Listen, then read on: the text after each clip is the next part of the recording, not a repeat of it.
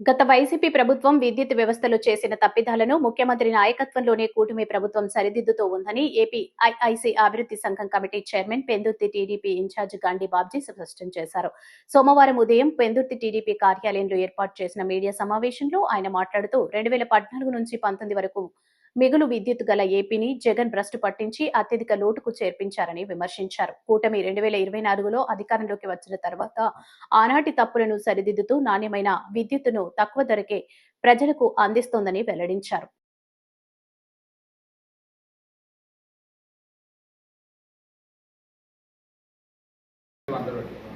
నేనేమంటున్నానంటే ప్రజలకి మనం క్రియేట్ చేసుకున్న ఫెసిలిటీ గవర్నమెంట్ అన్ని మనం చేయలేము కాబట్టి ఇప్పటికే సుమారు మనం 11 లక్షల కోట్ల అప్పు ఉంది.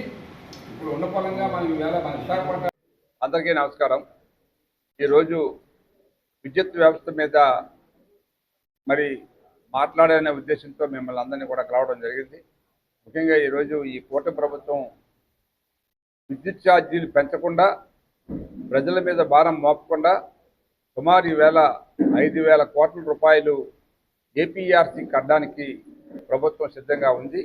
ప్రజల మీద భారం మోపితే మనం ఇచ్చిన హామీలు ఏవైతే ఉన్నాయో అవన్నీ కూడా మనం చేయలేనట్టు అవుతుందనే ఉద్దేశంతో ప్రజలకి ₹1 ఛార్జ్ కూడా పడకుండా ఈ ఛార్జీలన్నీ భరిస్తూ ఇంకా 13 పైసలు యూనిట్కి ప్రజలకి ఉపయోగపడాలనే ఉద్దేశంతో పవర్ పర్చేజ్ అగ్రిమెంట్లు ఏదైతే జగన్ ప్రభుత్వం రాసిన అగ్రిమెంట్లు అన్నీ కూడా క్యాన్సిల్ చేసుకుంటూ బార్గైన్ చేసుకుంటూ ప్రభుత్వం ఈవేళ ఆ రేట్లని సుమారు ₹4.20 కానీ ₹4.30 తగ్గించింది.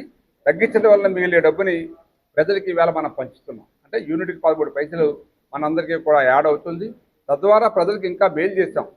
యాక్చువల్గా అయితే జగన్ ప్రభుత్వ కాలంలో సుమారు 9 సార్లు రేట్లు పెంచి 32,000 కోట్ల రూపాయలు ప్రజల మీద భారం మోపారు.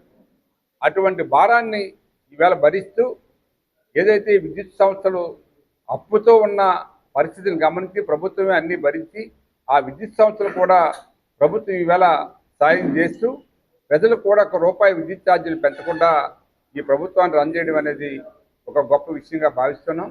ఈ విషయాన్ని మీ ద్వారా ప్రజలందరికీ తెలియజేస్తారని చెప్పి నా విన్నపం.